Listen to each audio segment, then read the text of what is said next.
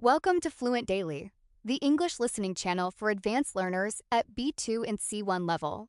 Every episode features a rich, flowing conversation in natural English on a topic that is genuinely worth thinking about: history, psychology, science, philosophy, and more. There are no simplified sentences here, no slow speech, no vocabulary drills. Just real English spoken naturally on ideas that matter. Your job is simple. Listen. Let the language wash over you. You don't need to understand every word. Just stay with the conversation, follow the ideas, and let your English do what it's designed to do: absorb. This is Fluent Daily. Let's get into it. Usually when we talk about scientific progress, there's this expectation of like a really clean, linear precision. Right, yeah. Like math. Exactly, like math or engineering. I mean, if you want to build a suspension bridge, the engineers consult the physics, they calculate the load-bearing capacity of the steel, they factor in wind resistance, and they build the bridge. And it either works or it doesn't. Right. The math works or the bridge falls down. It's clean. It's totally binary. And I think, we find deep comfort in that kind of categorization. We really want universal laws. We want a formula that gives us a predictable output every single time. But then you step into the world of nutrition science, and it is like someone threw those blueprints into a blender, set it on high, and then asked you to build a skyscraper out of the confetti. That is a very accurate and slightly depressing analogy. Well, today we're going to figure out why this specific science is so aggressively confusing. For everyone joining us on this deep dive, our mission today is to finally cut through that relentless noise. Yeah, we're going to look at the historical mistakes, the flawed studies, Right. and the actual biology of how food interacts with our bodies. Because ultimately we want to filter out the static and figure out what actually happens when you look at the robust facts that survive all that noise. Because nutrition answers arguably the single most universally relevant question on Earth, right? I mean, every human being wakes up and has to ask, what should I eat today? Every single day. Yeah. Yet the scientific field dedicated to answering that question produces some of the most debated, frequently reverse research of any discipline out there. Okay, let's unpack this. Because before we can understand what we should actually put on our plates, we really have to understand why the science of eating is so incredibly difficult to get right. Right. Why is this field such a minefield? I mean, if we can figure out cardiovascular surgery, why on earth can't we figure out a piece of toast? Well, it really all comes down to the tools we use to measure truth in science. So in medicine, if you want to prove that a new, let's say, blood pressure medication works. Just test it. Exactly, but you use the absolute gold standard, which is the randomized controlled trial, or the RCT. Yeah. You take a group of people, you randomly assign half of them the real pill, and, half of them get a placebo. So nobody knows what they're getting. Right. You blind the participants so they don't know what they're taking. You blind the researchers so they can't accidentally bias the results, and you just watch what happens. So you completely isolate the single variable, just the pill. And if the people taking the real pill have lower blood pressure a month later, well, you have your answer. It's definitive. So why can't we just do that with food? Say, isolate, I don't know, blueberries or a specific type of fat. Because doing a rigorous RCT in nutrition is, frankly, practically impossible unless you're in a highly artificial environment. Like a lab. Yeah. Let's just think about the logistics of trying to run a long-term RCT on diet. Imagine you want to definitively prove whether a vegan diet is better than a meat-heavy diet for preventing heart disease. Okay, so I'd need a ton of people. Thousands. You would need thousands of participants. You'd have to randomly assign them to these two groups. And then, and this is the impossible part, you would have to perfectly control every single morsel of food that goes into their mouths for perhaps 10 or 20 years. Oh, wow. Yeah, you would essentially have to build a giant dome and lock them inside, like a scientific Truman Show. Exactly. Because if you just hand a group of free-living humans a pamphlet that says, eat this way for the next decade, human nature just takes over. Of course it does. They're going to go to a wedding and eat a piece of cake. They're going to get stressed at work and buy a candy bar at the gas station. And beyond the compliance issue, you just cannot blind a diet trial. I mean, people know if they're chewing on broccoli or ribeye steak. Right, there's no placebo steak. No. And the psychological expectation of whether they are eating a quote-unquote healthy diet might actually change their other behaviors. Ah, I see. So enforcing strict dietary compliance over the decades it takes for chronic diseases to develop, it's financially ruinous and practically unfeasible. So we just don't do them. Very rarely. Because we can't easily do these long-term gold standard RCTs, nutrition science relies heavily on an alternative method called observational epidemiology. Okay, let's define that term. Because observational epidemiology, I mean, it sounds like you're just watching people live their lives and trying to spot patterns in the chaos. That is actually a very accurate description. Researchers take huge populations, sometimes hundreds of thousands of people. Just massive data sets. Right. They ask them what they eat, they track their medical records over time, and they look for statistical correlations. So if Group A eats a certain food and lives longer, they write that down. They note the correlation, yeah. But this introduces systemic flaws. The most glaring flaw is the presence of what we call confounding variables. Okay, let's create a hypothetical to make this concrete for you listening. Say a new observational study comes out claiming that people who eat kale salads every day have a significantly lower risk of heart attacks. A classic epidemiological finding. The data will show a very clear inverse relationship between kale consumption and cardiovascular events. And the headline the next day reads, kale prevents heart disease. But here is the confounding variable. Think about the type of person in our modern society who goes out of their way to eat a kale salad every single day. Yes, exactly. I'm picturing someone who probably shops at a high-end grocery store. They likely have a gym membership, they do yoga. Statistically, that kale eater is way more likely to exercise regularly. They are vastly less likely to smoke cigarettes. Oh, for sure. They tend to have higher incomes, which means better access to preventative health care. They likely drink less alcohol, and they probably, prioritize sleep. So if that person doesn't get a heart attack at age 60, is it the kale? Or is it the fact that the kale eater is also jogging 3 miles a day, sleeping 8 hours, and avoiding tobacco? This specific phenomenon is called the healthy user bias, and it is a total nightmare for statisticians. I can imagine. They try to mathematically adjust for these factors. They run regression models to try to subtract the effect of the smoking or the income or the exercise. But they can't do it perfectly. No, it is virtually impossible to perfectly isolate the biological effect of a single leafy green from the entire complex ecosystem of a person's lifestyle. And that assumes the researchers actually have accurate data on how much kale the person ate in the first place. Right. I mean, how do they actually collect this dietary data from 100,000 people? They aren't following them around with a notepad. No, they rely on self-reporting, primarily through a tool called the Food Frequency Questionnaire, or FFQ. Oh man, I've actually participated in one of these for a minor study in college. The questions were baffling. Oh, they're notorious. They asked things like, over the past 12 months, how many half-cup servings of tomatoes have you consumed per week? Right, and human memory is fundamentally unequipped to answer a question like that. I can't remember what I had for dinner on Tuesday. Most people cannot accurately recall what they ate for lunch 3 days ago. Trying to average out your intake of a specific vegetable over a 365-day period is an exercise in pure fiction. Not to mention, people just lie. They do. If a researcher asks me how often I eat fast food, I'm going to subconsciously minimize it because I want to appear like a healthy, functioning adult. I'll say, once a month, when the reality might be once a week. That's called social desirability bias, and it's a massive hurdle in these questionnaires. People systematically overestimate their consumption of perceived good foods, like vegetables and lean proteins. And they downplay the bad stuff. Dramatically underreport their intake of junk food, alcohol, and sweets. So we're basically building public health databases by asking people to guess what they ate a year ago while they actively lie to look better on paper. Pretty much. It's like investigating a multi-car pileup on the highway by asking the drivers what they had for breakfast the morning they got their learner's permit. I mean, the data is entirely disconnected from reality. That really captures the absurdity of it. But we also have to factor in the latency problem. What's that? Well, if someone starts smoking cigarettes today, they don't develop lung cancer next week. Right, it takes years. The cellular damage accumulates over decades. Diet operates on a very similar timeline.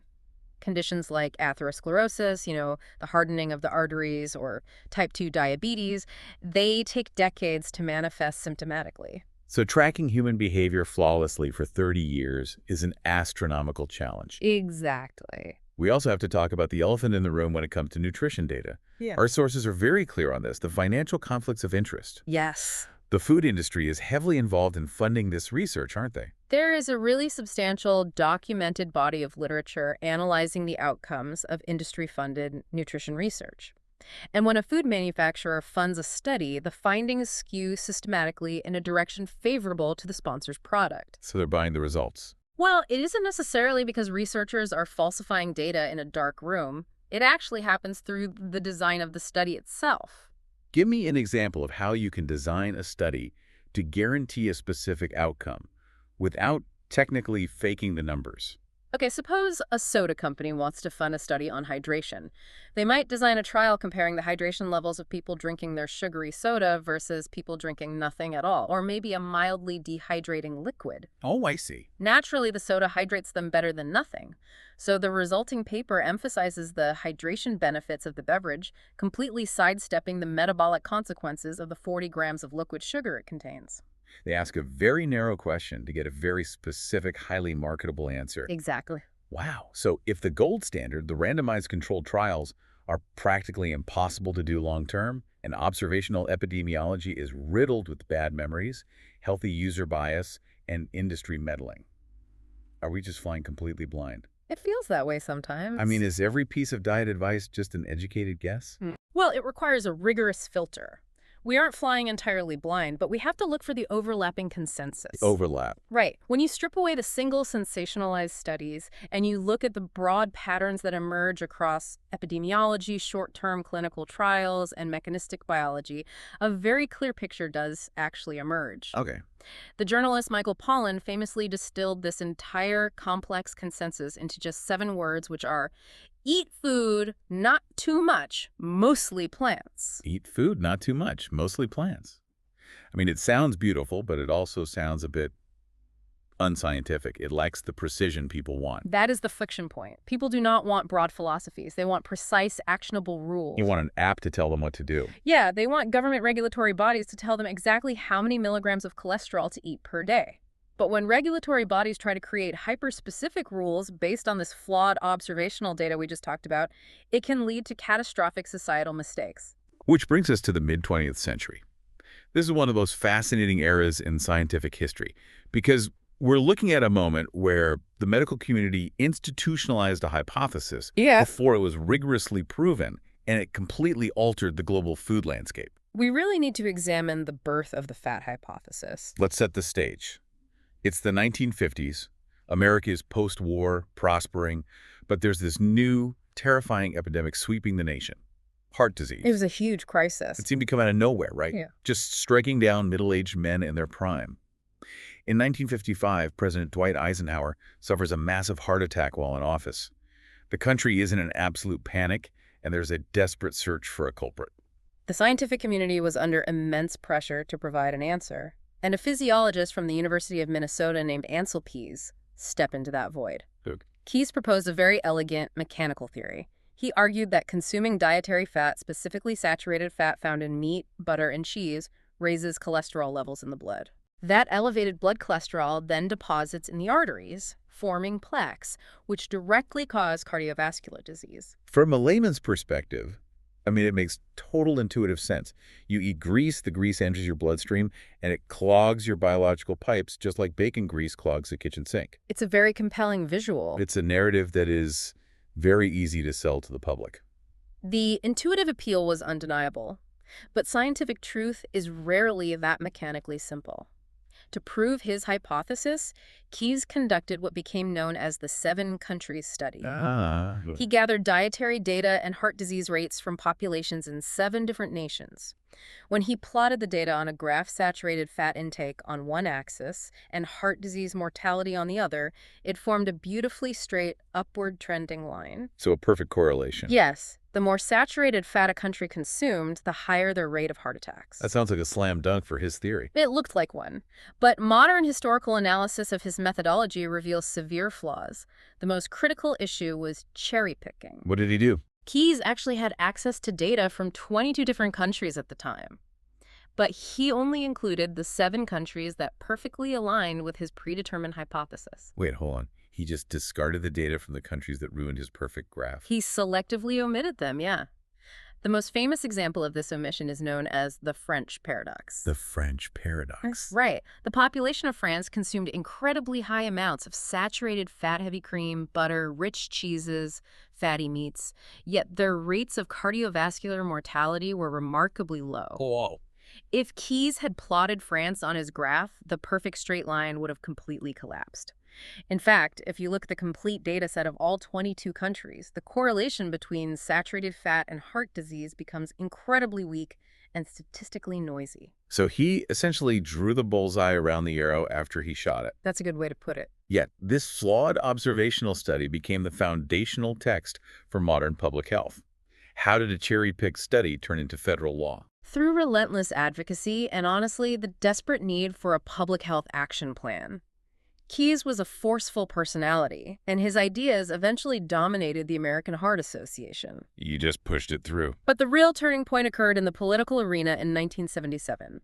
The United States Senate Select Committee on Nutrition and Human Needs, chaired by Senator George McGovern, released a document called the Dietary Goals for the United States. This was a watershed moment. The very first time the federal government officially told Americans what they should and shouldn't eat. And the primary directive of those goals was to drastically reduce the consumption of dietary fat. Saturated fat was officially demonized. The government urged Americans to replace fat calories with carbohydrate calories. And this is where the law of unintended consequences hits with the force of a freight train. Because you aren't just giving advice to a family cooking in their kitchen, you're giving directives to the multi-billion-dollar industrial food complex. Exactly. When the government says fat is the enemy, the industry has to pivot. And we have to look at the food science of that pivot. Because fat is a crucial structural component in food. Right. It provides flavor, it provides mouthfeel, and it provides satiety. Yeah. If you take the fat out of a cracker, a cookie, or a tub of yogurt, it tastes like wet cardboard. Just awful. The texture is terrible. So to maintain the palatability of their products so people would actually still buy them, the food industry had to replace the lost fat with something else. Let me guess. They pumped these new low-fat products full of refined carbohydrates and sugar. Mountains of it. The 1980s and 1990s ushered in the golden age of the low-fat craze. The supermarket aisles were just flooded with fat-free cookies, low-fat sweetened yogurts, and fat-free salad dressings that were essentially syrups. Oh man, I remember the Snackwell's cookie phenomenon. Yes. People would eat an entire box of these fat-free devil's food cookies, genuinely believing they were making a heart-healthy choice, while utterly overloading their metabolic system with refined sugar. Because it said fat-free on the box. Right, so if we step back and look at the timeline, did public health messaging inadvertently trigger the modern obesity and type 2 diabetes epidemics? Well, the timeline of the obesity epidemic correlates disturbingly well with the introduction of these low-fat dietary guidelines.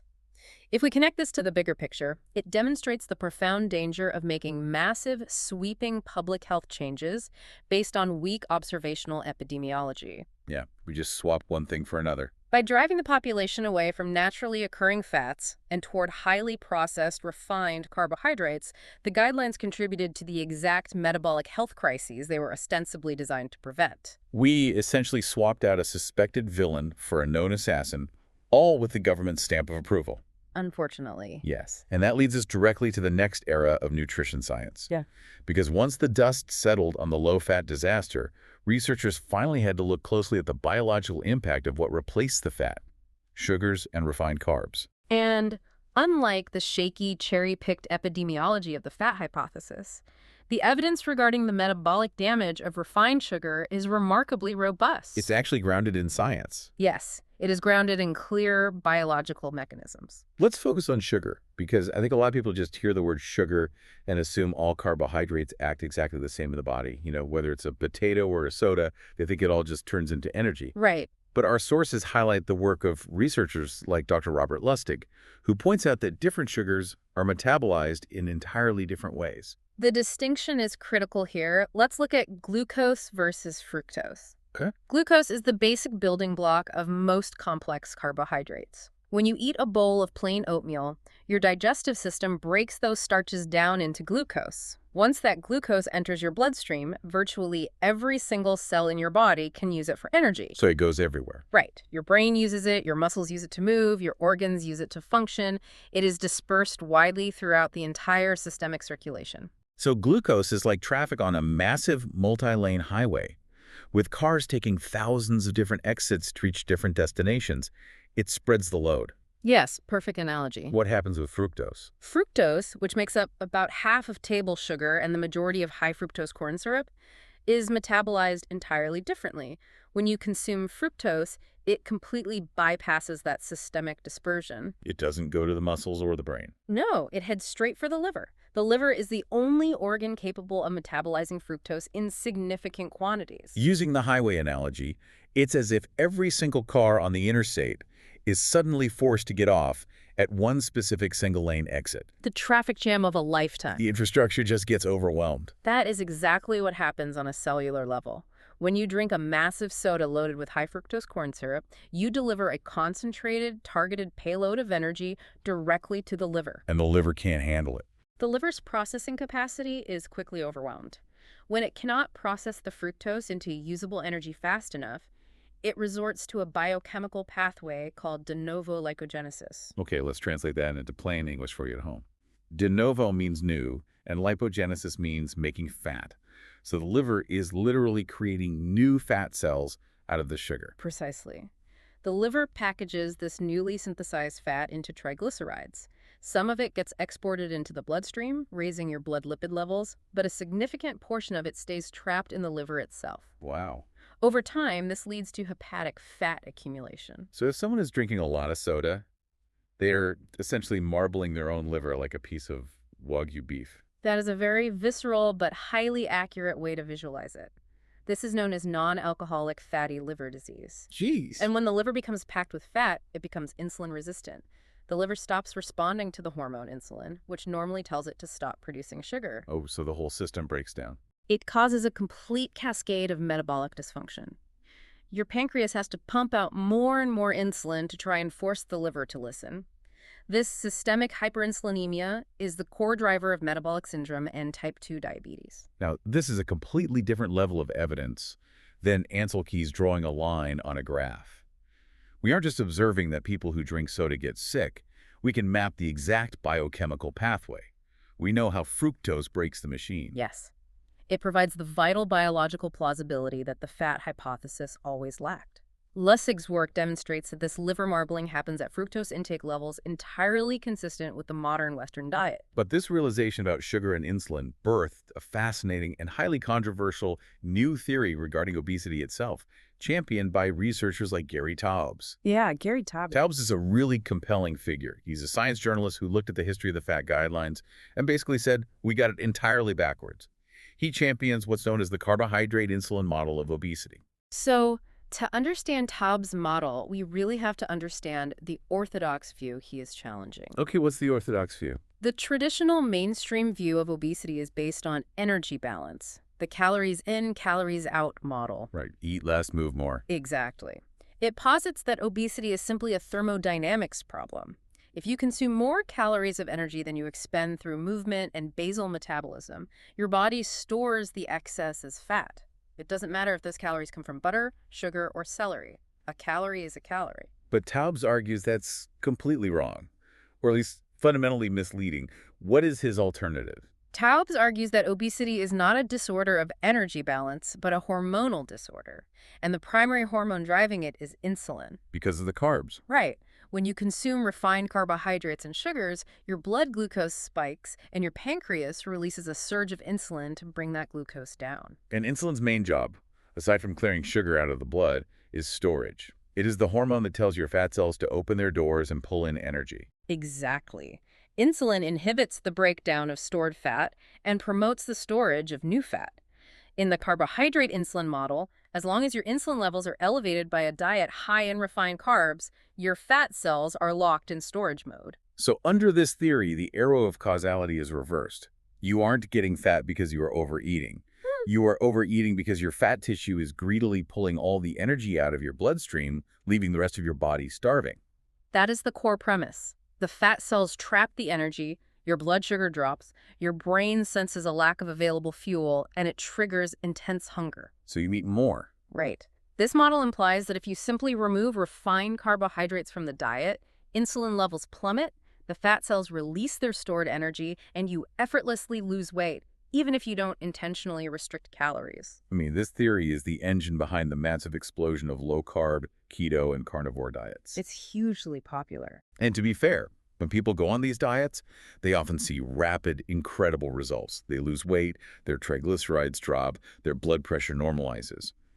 But my question is, are we just swinging the pendulum again? Are we treating carbs today exactly how we treated fat in the 70s? You know, the scientific community shared that exact concern, which is why the carbohydrate insulin model needed to be rigorously tested. Right, we can't just guess again. If the model is correct, a calorie of carbohydrate should be uniquely fattening compared to a calorie of fat, specifically because of the insulin spike. To test this, we return to the rare, difficult kind of trial we discussed earlier, the metabolic ward study. Oh, the bubble. To bubble.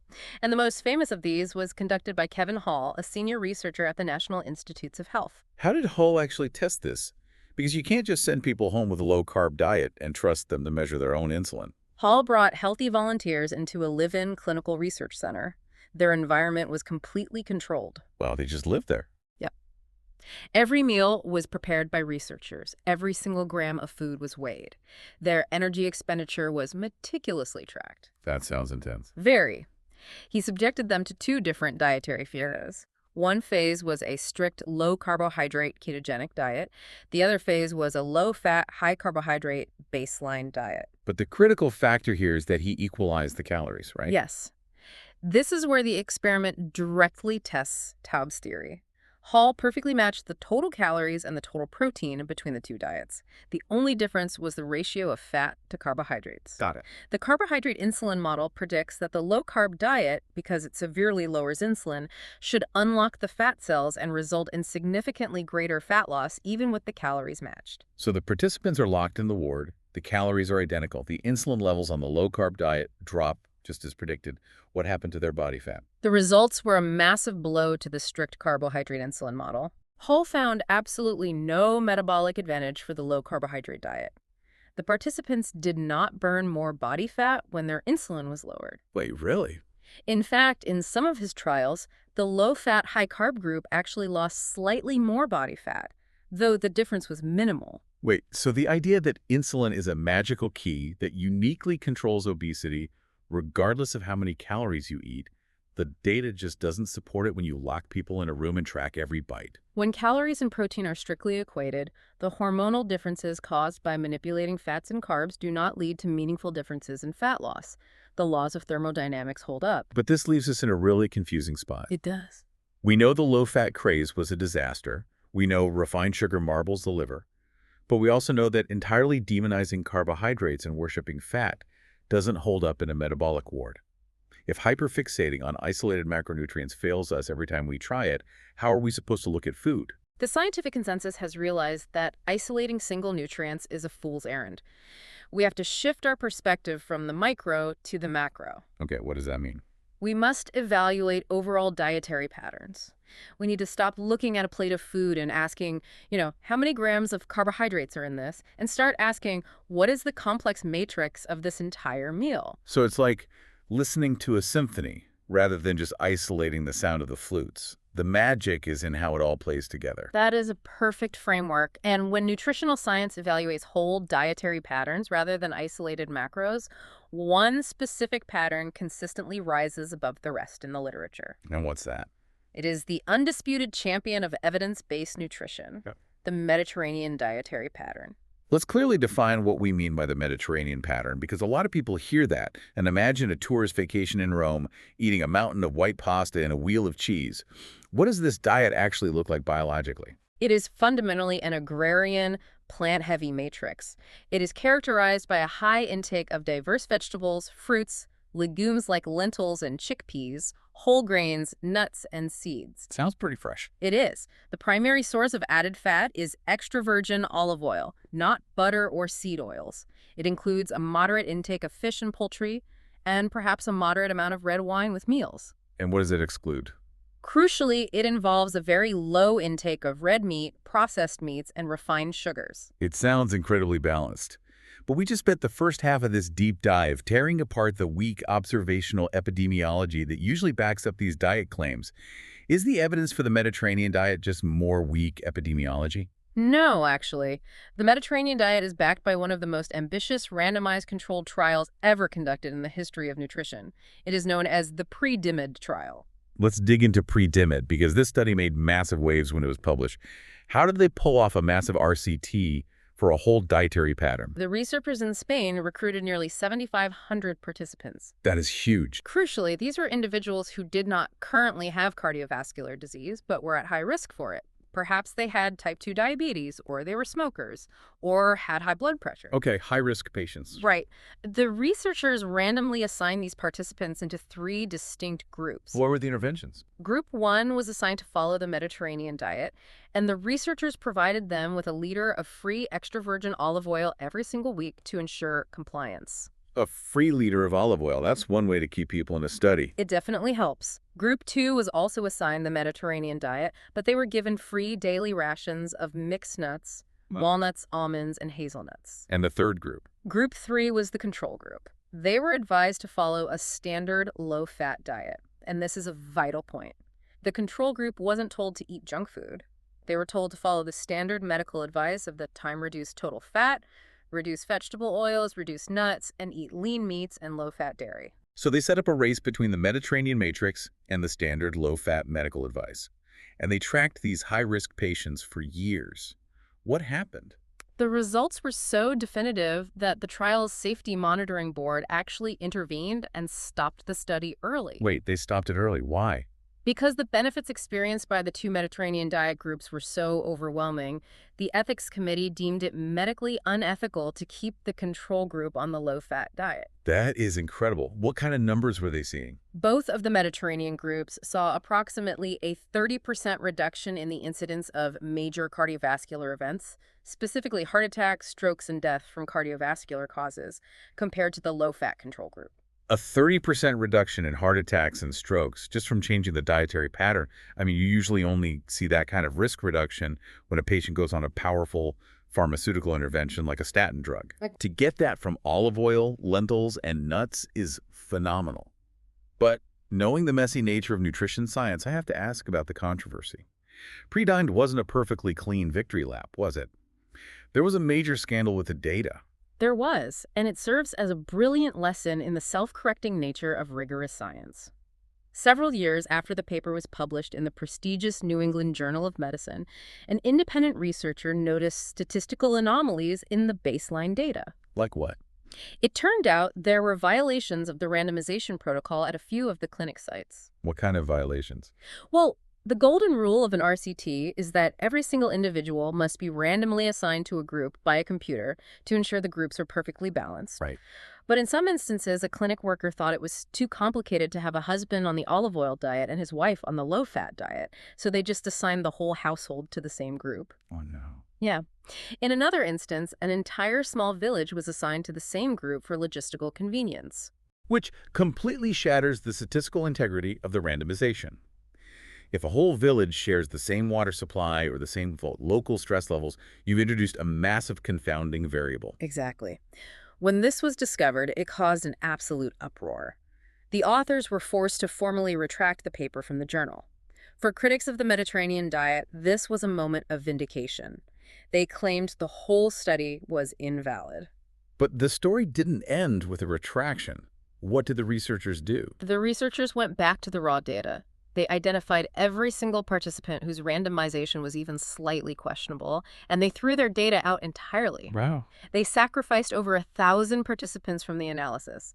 Then they recrunched the numbers using only the pristine, perfectly randomized data. And what did the clean data show? Did the 30% reduction disappear? The findings were virtually identical. The 30% reduction in cardiovascular events held completely firm. That's amazing. They republished the paper with the corrected data, and the core conclusion remained unshakable.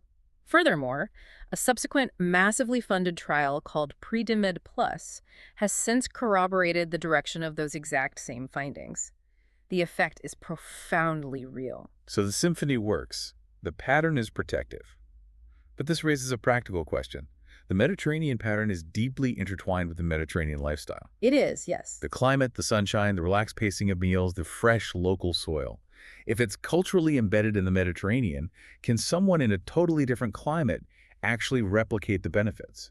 Say, sitting in an apartment in London or a suburb in Ohio in the middle of winter, can I replicate that just by buying imported olive oil and canned chickpeas at my local supermarket? That is the ultimate question regarding dietary patterns. Can you transplant the biology without the geography? Right. The clinical evidence suggests that, yes, the dietary pattern itself exerts a powerful independent effect. But your question highlights the lingering mystery.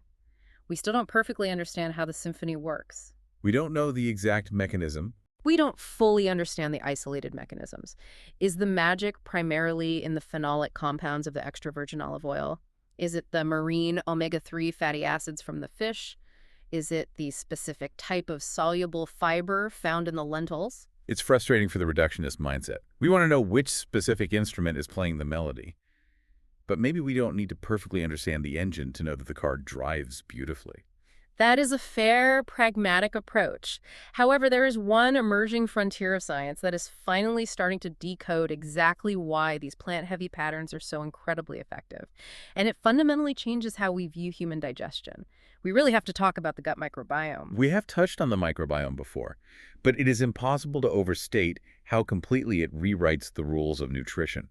Because when you sit down to eat a meal, you are not just feeding your own human cells. You're feeding an ecosystem of trillions of microbial organisms living in your large intestine. Right. For a very long time, medical science viewed the large intestine essentially as a waste processing pipe. And we viewed dietary fiber simply as roughage, a physical broom that sweeps the digestive tract to keep you regular. It's pushing things along. But the reality is infinitely more complex.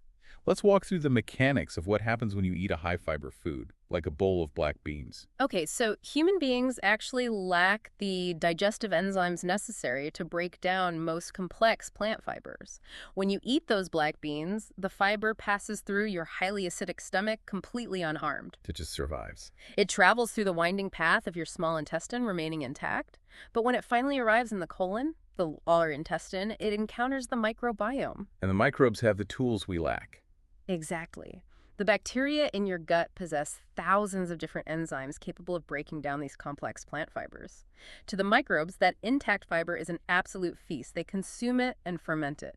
And it's the byproduct of that fermentation that holds the magic, right? When the microbes eat the fiber, they release chemicals into our system. They release a class of molecules called short-chain fatty acids. And the absolute superstar among these molecules is something called butyrate. Let's deep dive into butyrate. What is this molecule doing that makes it so critical to our health? Butyrate acts as the primary energy source for the colonocytes, the cells that line your colon. Imagine the lining of your gut as a massive microscopic wall. Okay, wall. The cells in that wall are held together by structures called tight junctions. Think of them like industrial-strength Velcro holding the cells tightly against one another. And you want that Velcro to be incredibly tight because the inside of your gut is full of bacteria, half-digested food particles, and toxins that you absolutely do not want leaking into your bloodstream. Precisely. If that Velcro weakens, you develop intestinal permeability, commonly referred to as leaky gut. Oh, I've heard of that. When endotoxins leak through the gut wall and enter the systemic circulation, your immune system detects them and mounts a defense. This creates chronic, low-grade systemic inflammation. And we know that chronic inflammation is the smoldering fire underneath almost every modern disease. Heart disease, metabolic syndrome, autoimmune conditions, even depression. So how does butyrate stop this? Butyrate is essentially the maintenance crew for the gut wall. It provides the energy the colon cells need to keep those tight junctions sealed. It actively suppresses inflammatory signaling in the gut lining.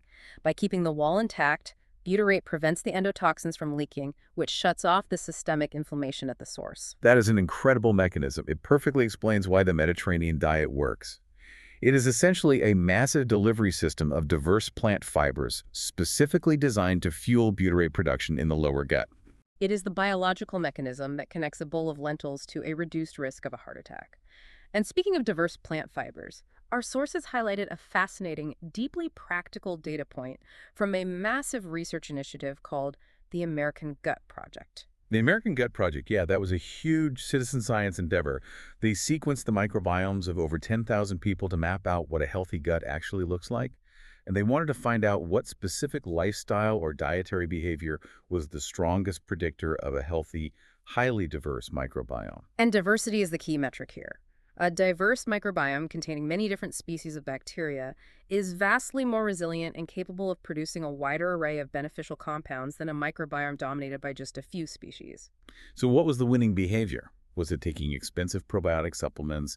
Was it eating tons of fermented foods like kimchi and kefir? Was it being a strict ethical vegan? It was none of those things. The single dietary variable most strongly predictive of a diverse, healthy microbiome was simply the number of different plant species a person consumed in a given week. Here's where it gets really interesting.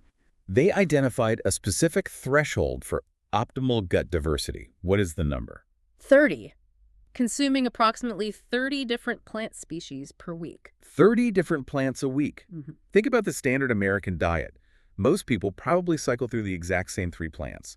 A potato in the form of a French fry, a tomato in the form of pizza sauce, and maybe some iceberg lettuce on a fast food burger. It's true. Hitting 30 seems completely impossible. It is substantially higher than what contemporary dietary surveys suggest the average Westerner consumes.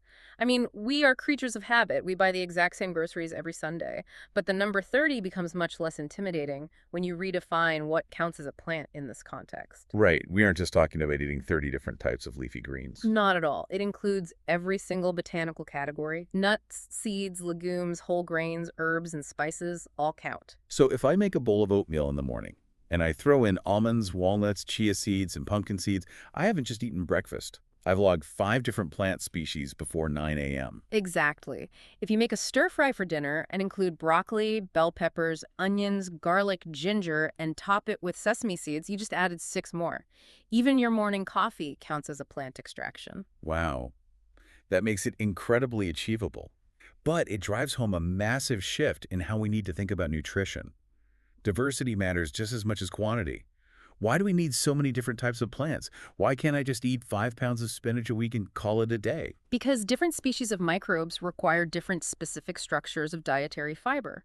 The bacteria that ferment the soluble fiber in an apple are different from the bacteria that ferment the resistant starch in a cold potato, which are different from the bacteria that thrive on the polyphenols in dark chocolate. So it's a very picky ecosystem. If you only eat spinach, you are only feeding the spinach-loving microbes. They will multiply, but the rest of your microbial ecosystem will starve and die off.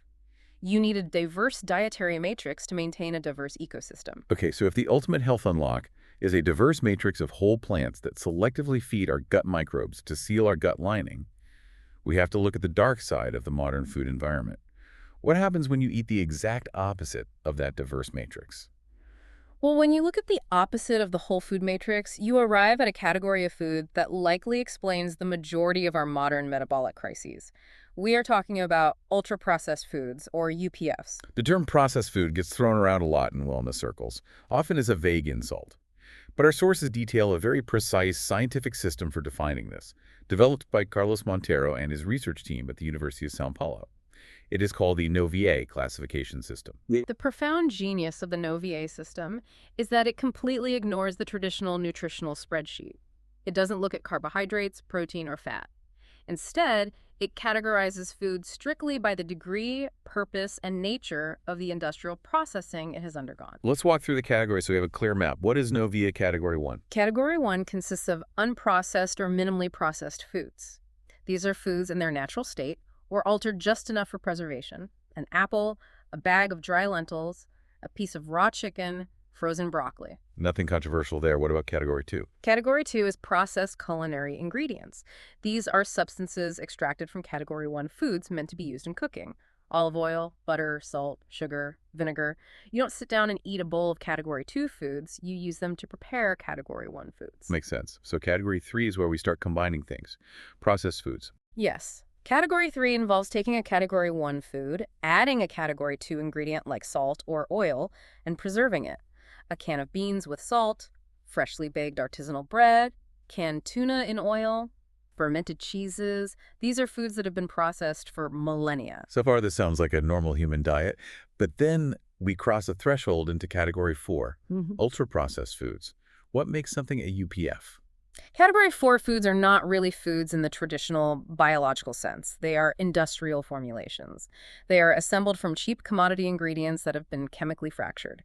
Manufacturers take corn, soy, or wheat, strip them down to their isolated starches, extract their oils, and isolate their proteins. And then they rebuild them like Lego blocks. Exactly. They reassemble these cheap isolates and bind them together with cosmetic additives that you would never find in a home kitchen, emulsifiers to hold fat and water together, artificial flavors to replace the taste that was lost during processing, colorants to make the gray paste look appetizing, texturizers to create a perfect crunch. So if you look at the ingredients list of a UPF, it reads less like a recipe and more like an inventory for a chemical plant. It really does. These are packaged snack cakes, most breakfast cereals, carbonated sodas, reconstituted chicken nuggets, and basically the vast majority of the center aisles of a modern supermarket. And they are engineered for two primary purposes: maximum shelf life and maximum palatability.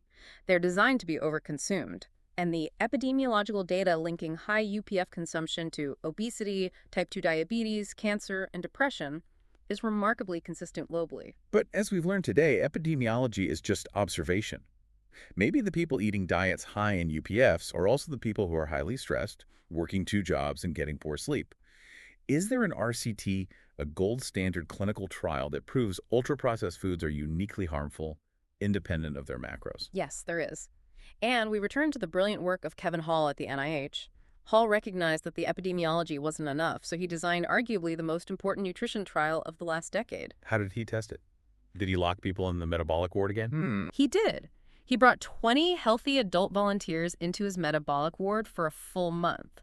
He divided the month into two 2-week phases. For 2 weeks, the participants were fed a diet consisting almost entirely of ultra-processed foods. For the other 2 weeks, they were fed a diet consisting of minimally processed whole foods. But here is the absolute genius of the study design, the trick that makes it airtight. He matched the nutritional profiles of the 2 diets. This is the critical factor. Hall and his dietitians designed the meals so that the UPF diet and the minimally processed diet were perfectly matched for total calories presented, total carbohydrates, total fat, total protein, total sugar, and even total dietary fiber. Let me stop you there because that is mind-bending. The UPF meal and the whole food meal looked exactly the same on a macronutrient spreadsheet. If the old "a calorie is a calorie and a macro is a macro" rule was entirely true, the participants' bodies shouldn't have noticed a difference. Exactly. From a reductionist standpoint, the diets were identical. Furthermore, this was an ad libitum feeding trial. The participants were given the meals and told they could eat as much or as little as they wanted. They were instructed to eat simply until they felt satisfied. So the menus are matched, the macros are identical, and they can eat till they are full. What were the results? When the participants were on the ultra-processed diet, they naturally, spontaneously consumed an average of 500 additional calories per day compared to when they were on the minimally processed diet. 500 extra calories every single day, without even realizing they were doing it. That is the equivalent of eating an extra entire meal. Did they gain weight? They gained an average of 2 pounds in just 2 weeks on the UPF diet, and they lost an average of 2 pounds on the minimally processed diet. This study completely destroys the traditional willpower narrative of obesity, doesn't it? So it's not a moral failing or a lack of self-control.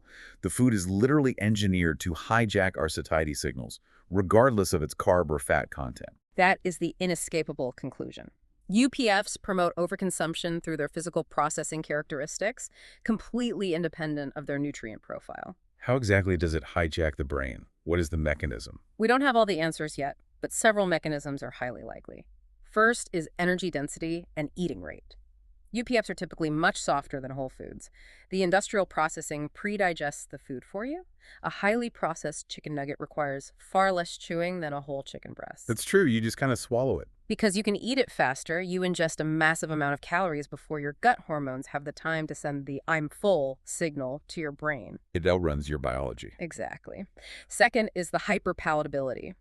UPFs are meticulously engineered with specific ratios of salt, sugar, fat, and artificial flavors that light up the reward centers in the brain, triggering a dopamine response that whole foods simply cannot compete with. They drive a hedonic desire to eat long after your biological need for calories has been met. It's essentially the dietary equivalent of a slot machine. It's designed by food scientists to keep you reaching back into the bag. And it suggests that the Novier classification captures a profound truth that traditional nutrition science completely missed. A diet soda and a handful of almonds might look completely different on a macro spreadsheet. But if one is engineered to make you crave more and the other naturally fills you up, the spreadsheet is worse than useless. It forces us to acknowledge that the form of the food is just as important, if not more important, than the chemical composition of the food. Okay, given everything we know now, we know whole foods are good, we know the Mediterranean matrix works, we know we need diverse plant fibers to feed our microbiome and seal our gut, and we know ultra-processed foods hijack our brains. Why is the daily news cycle constantly, relentlessly confusing us? Why do I wake up on a Tuesday and read a headline that coffee is a miracle superfood, and on Thursday I read a headline that it's going to cause heart failure? Because of a profound structural failure in how science is conducted, funded, and ultimately communicated by the media, we have to talk about the replication crisis in nutritional epidemiology. We hear about the replication crisis a lot in psychology, where a famous study from the 1990s is retested with a larger group today, and the original findings completely vanish. Does nutrition have the same problem? It has a severe parallel. A massive proportion of the specific claims generated from single observational studies, claims that link one specific food to one specific disease outcome, completely fail to replicate when they are investigated again in more rigorous controlled trials. Our sources reference a brilliant study by John Ioannidis, a legendary researcher at Stanford who studies the flaws in scientific research itself. What did he do? Ioannidis and his colleagues performed an analysis that is both hilariously absurd and deeply tragic. They wanted to expose the noise in nutritional epidemiology, so they literally took a random cookbook, flipped through the pages, and selected 50 common, everyday ingredients out of the recipes. Lemons, eggs, mustard, tomatoes, celery, nuts. And then what? Did they run a trial on them? No, they took those 50 random ingredients and systematically searched the published medical literature to see if epidemiological studies had linked those ingredients to cancer risk. Let me guess. They found studies for almost all of them. They found studies for 80% of them. But here's the punchline. They found that for the vast majority of these common ingredients, the published literature linked them to both increasing cancer risk and decreasing cancer risk. Wait, I want to make sure I understand this. The exact same ingredients, say a lemon was proven to cause cancer in one peer-reviewed study and proven to cure or prevent cancer in another peer-reviewed study. How is that mathematically possible? It comes down to a statistical flaw known as the multiple comparisons problem combined with publication bias. Explain the multiple comparisons problem. Imagine you have a massive epidemiological database tracking the diets and health outcomes of 100,000 people over 20 years. As a researcher, you can analyze hundreds of different dietary variables, how much coffee they drank, how many eggs, how much vitamin C, against dozens of different health outcomes like breast cancer, colon cancer, heart attacks, strokes. You can run thousands of individual statistical tests on this single database. It's like firing a shotgun at the side of a massive barn and then walking up, finding the one bullet hole that happens to hit a knot in the wood, drawing a bullseye around it, and calling yourself a sharpshooter. That is a brilliant analogy. Standard statistical significance in these studies allows for a 5% margin of error. That means if you test 20 random, completely unconnected variables, mathematical probability dictates that one of them will show a statistically significant result entirely by random chance. It is a false positive. But the researcher doesn't know it's a false positive. They just see a statistically significant link between eating mustard and a lowered risk of pancreatic cancer. And because researchers are under immense academic pressure to publish novel findings, they read a paper highlighting that one specific statistically significant finding while ignoring the 19 tests that showed nothing. The journal publishes it because it's a novel finding, and then the university press office sends out a press release. If I read a headline tomorrow saying blueberries cure cancer, should I just immediately throw the newspaper in the recycling bin? This raises an important question about how we handle health news. You don't need to throw the newspaper out, but you need to approach it with intense structural skepticism. This signal-to-noise ratio in media reporting on single-food epidemiological studies is atrocious. The media thrives on novelty and hyperbole, but real science moves incredibly slowly through the accretion of consensus. If a headline isolates a single miracle ingredient or demonizes a single food, it is almost certainly exaggerating a weak, unreplicated, observational false positive. We have this desperate cultural desire for a magic pill. We want blueberries to cure Alzheimer's, so we can just eat a bowl of blueberries and not worry about the fact that we sit at a desk under fluorescent lights for 10 hours a day, get 4 hours of sleep, and live in a state of chronic stress. We want a reductionist solution to a holistic problem. Exactly. The honest state of nutrition science is that the macro-level findings, the broad dietary patterns, are incredibly robust and reliable. We know the broad strokes of what constitutes a healthy human diet, but the hyper-specific claims about individual nutrients, exactly how many milligrams of vitamin E you need to optimize your immune system, those are far more uncertain than the media or the government guidelines pretend they are. So we've torn down the flawed science, we've exposed the bad headlines, we've shown how Anthilke's cherry-picked data, how refined sugar marbles the liver, and how ultra-processed foods bypass our evolutionary satiety signals. The fundamental question remains, what is the definitive, evidence-backed conclusion for the listener? If I'm walking into the grocery store tonight to buy food for the week, what do I actually do? Despite all the methodological chaos we have discussed, several highly practical, universally supported conclusions emerge from the evidence. First, extreme dietary restriction of any major macronutrient category, whether that means a zero-fat diet or a zero-carbohydrate diet, is rarely supported by long-term evidence for the vast majority of the population. We don't need to be zealots about macros. We don't need to treat carbohydrates like a poison, and we don't need to treat fat like a poison. Correct. Second, prioritize whole, intact foods. Vegetables, fruits, legumes, whole grains, nuts, seeds, fish, and fermented foods. Eating these foods in a wide diversity is associated with better health outcomes across every single type of evidence we have, from epidemiology to short-term RCTs to mechanistic microbiome biology. And we want to aim for that magic number to feed our gut microbes. 30 different plant species a week? Yes. Prioritize dietary fiber from varied plant sources to ensure you are fueling the production of short-chain fatty acids like butyrate, which maintain the integrity of your gut barrier. Third, aggressively minimize added sugars, refined carbohydrates, and especially sugar-sweetened beverages.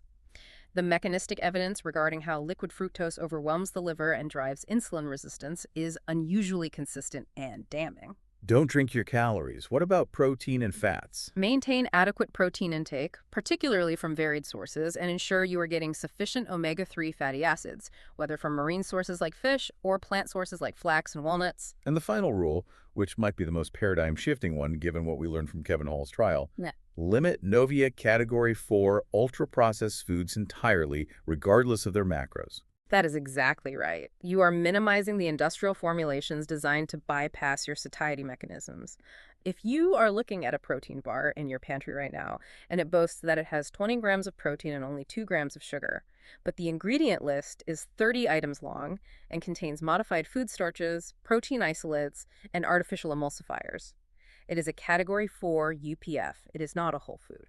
When you synthesize all of this, when you put all the pieces of the puzzle together, it truly does loop back to Michael Pollan's timeless framework, doesn't it? Eat food, meaning real, intact biological food, not industrial food products, mostly plants, and not too much. It is remarkably validating that after decades of complex biochemical research, the deepest science leads us back to the simplest, most intuitive wisdom. So what does this all mean? It means we can step off the pendulum. We can stop stressing over every single terrifying headline on the morning news. We don't have to swing wildly from fat is evil in the 90s to carbs are evil today.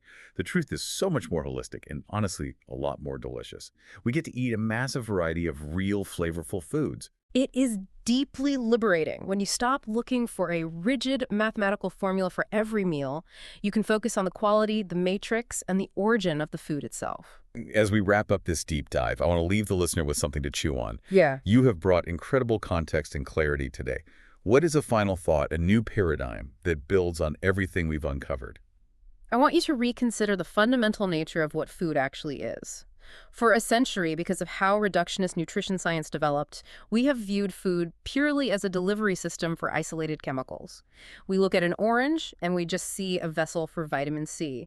We look at a steak and see a delivery vehicle for protein and iron. We think of eating like filling a car with different grades of fuel. But the emerging science of the dietary matrix and the microbiome suggests something far more profound. We need to stop viewing food merely as a delivery system for isolated chemicals and start viewing eating as a complex transfer of biological information. Biological information. You're saying food is like software. Exactly like software. When you consume a whole food, with its intact cellular walls, its thousands of unisolated phytochemicals, its complex fibers, you are downloading instructions to your microbiome and to your own human cells.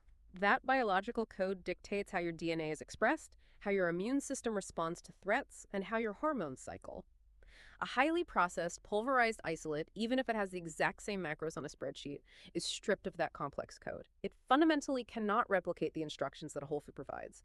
When you eat, you aren't just fueling a machine, you are programming a vast, complex ecosystem. Programming an ecosystem. That completely shifts how you look at a plate of food. It's not engineering a bridge with rigid math. It is cultivating a garden. Thank you so much for joining us on this deep dive. We hope we've cleared up the murky waters of the nutritional landscape just a bit.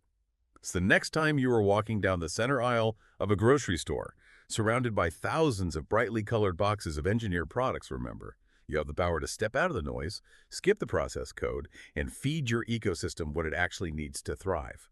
Stay curious, and we will see you next time.